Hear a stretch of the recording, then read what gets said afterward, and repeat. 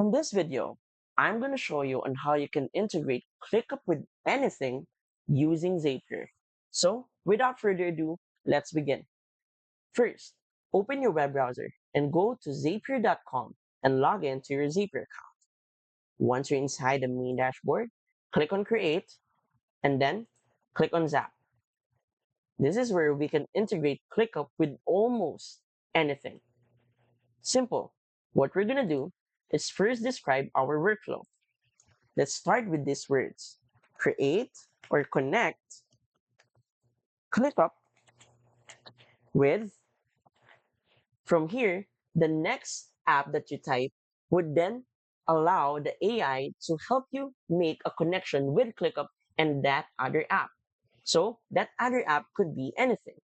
Also, if you want to use it manually, simply type in right here as a trigger, let's say ClickUp,